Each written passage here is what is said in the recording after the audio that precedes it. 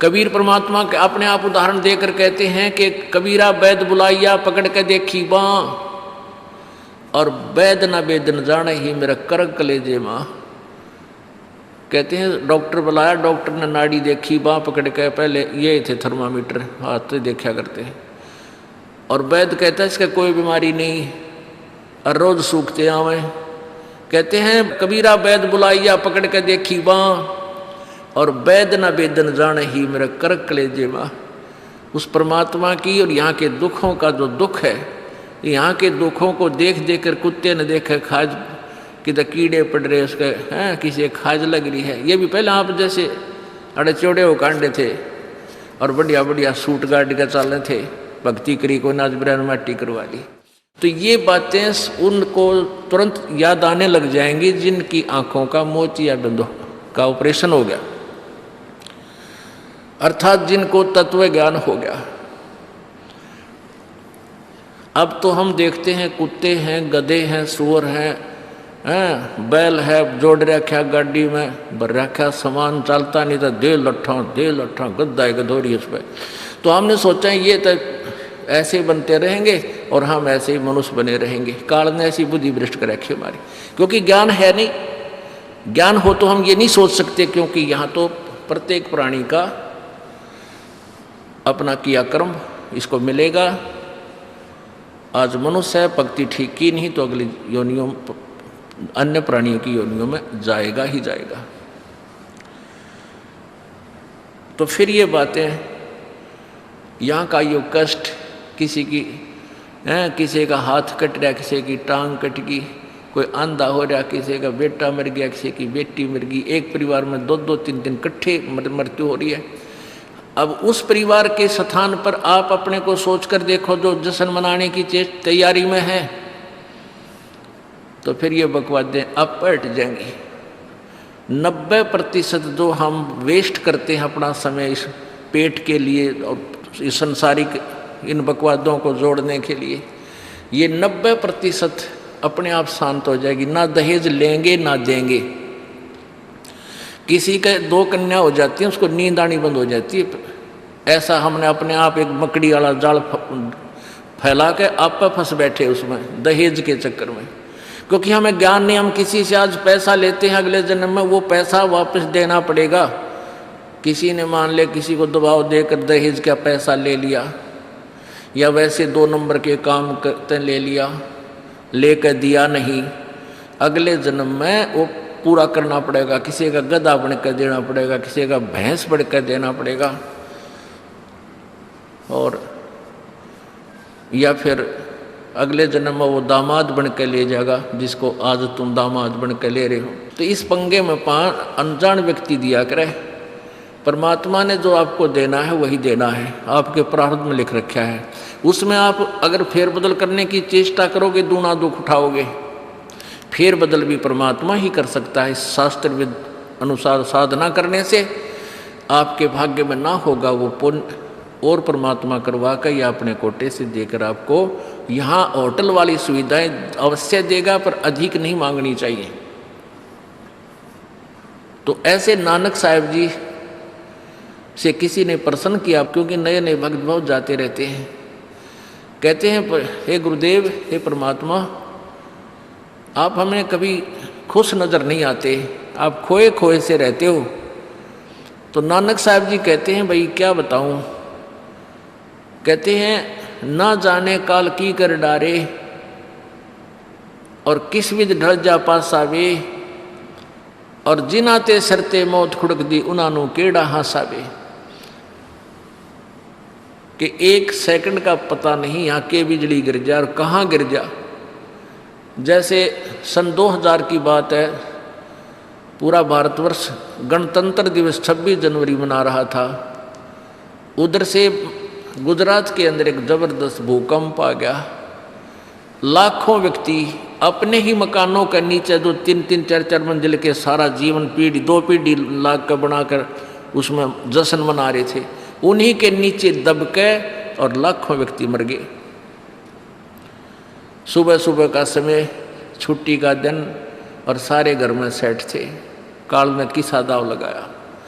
तो यहाँ परमात्मा कहते तुम तो बालक हो, बालक कति डरते नहीं जरा से भी। डर जब हो जब आपको ज्ञान हो, और ज्ञान हो सत्संग से। सत्संग मान का समय नहीं कि तो और बकवाद हो रही हो, देख लो दुनिया इकट्ठी हो जा। और यहाँ कितने भक्त आ पाते हैं, जो आ पाते हो बहुत महान और पुण्य आत्मा है, उनके पिछले संस्कार इतने ज़बरदस्त हैं कि उनको प्रेरित करके लाते हैं, परमात्मा की रजा होती है उनके ऊपर। तो क्या बताते हैं, न जाने काल की कर डारे, और किस विध ढल जा पासावे, और जिना ते सरते मौत खुड़क दी, उन्होंने केड़ा हासावे। अब फिर पूछते हैं क्या प्रभु आप सदा ऐसे ही रहते हो? प्रश्न किया किसी ने नानक जी से। नानक साहब ने कहा कि भाई मुझे भी खुशी होती है, लेकिन वो खुशी हम ऐसे प्रकट नहीं करते जैसे अनजान लोग करते हैं, नाचे कूदो या हा हा हा दांदरे काटे। नहीं, अंदर ही होता रहता हमारे जो कुछ होता है। कहते हैं साध मिले साड़ी शादी होंदी, साध मिले साड़ा शादी होंदी, और विछड़ जा दिलगिरी वे, अख दे नानक सुनो जिहाना मुश्किल हाल फकीरी वे। कि तुम भक्तजन जब आते हो मेरे पास सत्संग सुनने के लिए, और जो उपदेश ले चुके हैं, और फिर वो सारे के सारे रह रह कर मेरे पास आ रहे हैं, तो मुझे बहुत खुशी होती है। उस दिन हमारे विवाह होता है, शादी होती है, समागम होता है, चहल पहल होती है। और जब तुम चले जाते हो, विछड़ जाए दिलगिरी वे, तुम चले जाते हो जब मुझे दुख होता है। क्यों होता है? कि तुम काल के उसमें पहुँच चले जाते हो, क्योंकि भक्त कम होते हैं और काल प्रेरित व्यक्ति ज़्यादा होते हैं। मुझे ये डर लगा रहता है कि कहीं ये भोली आत्मा उन काल के दूतों का ना फंस जा, और उनकी बातों में आके भक्ति ना छोड़ दे, इनकी दुर्गति ना हो जा।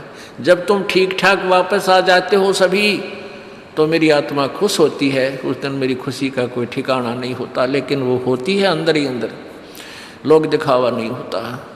साध मिले साड़ शादी होंदी, और विछड़ जा दिलगिरी वे, अख दे नानक सुनो जिहाना मुश्किल हाल फकीरी वे। भाई कहते हैं भक्ति करना बहुत मुश्किल है। मुश्किल इन काल के दूता ने बना दी, जनता ज्ञानहीन कर दी। जो भक्ति नहीं करते वो तो सीधे काल के जाल में हैं ही। जो भक्ति करने की चेष्टा करते हैं तो किसी का तो पति लाठी ठाए पाओगा, उसके पति ने कोई और इंजेक्शन ला जाएगा। यो कि होया भाई हम भी तो नाम ले रहे हैं, हम वहाँ जाते हैं, हम तो 6 महीने साल में कभी कभी जाते हैं, और आप कहते हैं 10वें दिन भाग लेते हैं। तो भगत ने नाम ना ले रखा तो वो परेशानी पैदा करेगा ही करेगा। किसी की पत्नी ने नाम नहीं ले रखा, भगत ने ले रखा है, तो वह सींग पिनाए पावेगी। किसी के कहने सुनते हैं, जानते क्या सुनी घर में होगी। काल न तक करवाना है कि किसी प्रकार ये वहाँ जाना छोड़ दें, तेरे जाल में फंसे रहें, इसका तो पूरा प्रयत्न रहेगा। लेकिन पुण्यात्मा यु ज्ञान रूपी ढाल आपको इसलिए दी जाती है कि अपना बचाव करो, और भक्ति मत छोड़ना चाहे कुछ भी हो। आप पुण्यात्माओं अपने घर के काम में, ठीक है, पति पत्नी बच्चे सब कोई कार्य करना है तो सब मिलकर सलाह बनाकर कर लें, बहुत अच्छा होता है। उसमें कोई हानि लाभ भी हो जाती है तो विशेष दुख नहीं होता। उसमें अवश्य राय एक दूसरे की लेकर काम कर लेना चाहिए। और जब आता आत्म कल्याण का समय, उसमें किसी की राय की आवश्यकता नहीं। मान लीजिए आपने नाम लेना है और आपका पति नाट्य है, तो नाट्य जाएगा। ये अपने जीवन का सौदा तुमने खुद सोचना होगा, इसमें किसी की राय की आवश्यकता नहीं। आपने नाम लेना, आपकी पत्नी मना करती है तो करने दे, इसमें किसी की सलाह लेने की जरूरत नहीं है, चाहे कोई राजी रहे चाहे नाराज रहे। यदि मीराबाई उस समय ये सोचती कि तेरी माँ क्या कहेगी, तेरे पिता क्या कहेगा, ये समाज क्या कहेगा, तो मंदिरों में जाती है। क्योंकि उस समय ठाकुर समाज अपनी बहन बेटियों को घर से नहीं निकलने देते थे, पर्दों में रखते थे। लेकिन मीराबाई बालक नहीं रही थी, समझदार थी। वह उसको पता था कि आज तो मैं लोक लाज कर मैं आकर भक्ति नहीं करूँगी, और फिर कुतिया बनकर बाजार में हांडूंगी, कोई मेरी इज्जत का रक्षक नहीं मिलेगा। तो ये ज्ञान से ही ऐसी दृढ़ता आती है। संघर्ष किया और सफल हुई, क्योंकि मालिक के नाम पर जो संघर्ष करते हैं सच्चे दिल से, हृदय से, उनकी परमात्मा मदद किया करता है। ये पिछले इतिहास देख लो। क्या बताते हैं? मात पिता सुत स्त्री, आलस बंधु कान, संत दर्श को जब चले ये अटकावे आण। मात पिता सुत पुत्र को कहते हैं। स्त्री, जैसे कोई बालक हैं 15, 16, 10 वर्ष के, वो माता पिता के अधीन होते हैं। और बच्चे का समझ में आ गई और माता पिता मना